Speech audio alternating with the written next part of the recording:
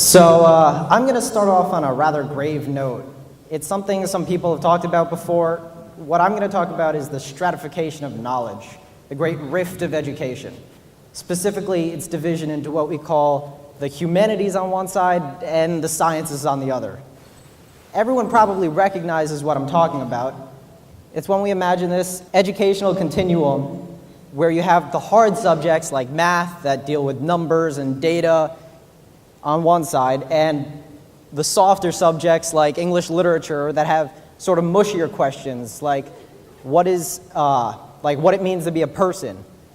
And you sort of hear it in that age-old question, why is this important? Why am I learning this? Or when people say, I'm more of a history person, or I'm more of a science person. And the problem is, this separation is not limited to the kids we're teaching today. It's been developing for decades, and it's created a really palpable cultural rift. And you can imagine people yelling out, hey, this division's normal, but it's not. It's not like this division is something we're born with, right? I mean, this huge processor known as the brain is neither a humanities organ nor a math organ. So if it's not natural, it ought to be evident that it's learned from a divided culture, which comes from the way information has been taught for generations. And it's actually come at a huge price. It's pushed kids away from opportunities and interests in all the different fields that they could possibly have liked because they see their classes as inherently separate. You hear a kid say, oh, period 1, that's physics. That's completely different from period 2, history. As opposed to what these classes actually are, which are just different sides of the same thing, different answers to the same fundamental questions. Teaching without that question is like teaching in a vacuum. It's like we're just giving kids the answers, as if the most important thing is that we got the answer. 42. Great. Now, what's the question again? And right there, that's the part that's missing, that ancient, forgotten link. What is it? Well, philosophy.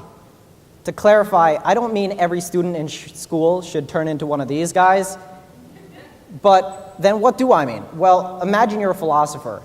Let's dig down and ask yourself the most fundamental question you can ask about education.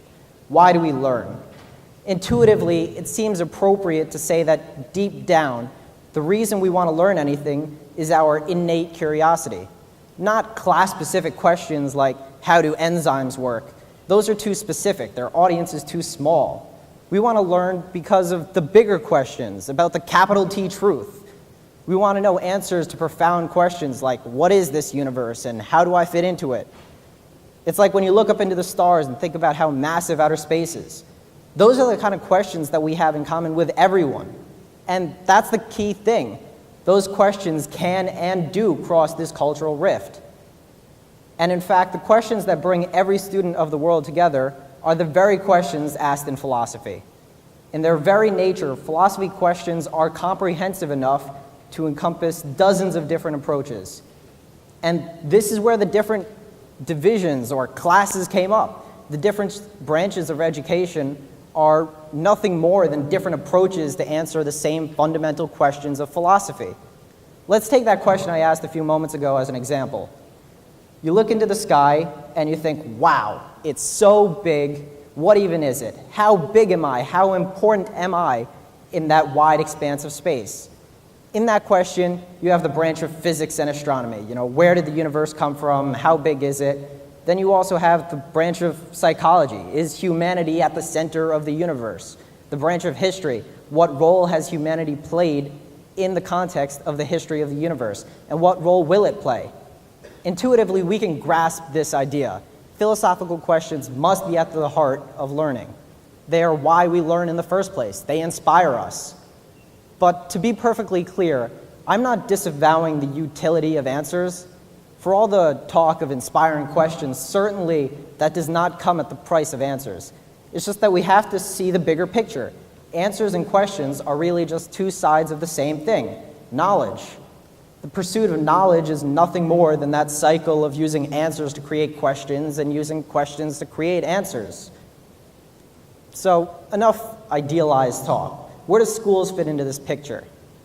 In their purest forms, schools are simply places where kids gain knowledge, where they can be inspired to take that noble quest of finding questions and answers. So then it ought to be evident what must be done.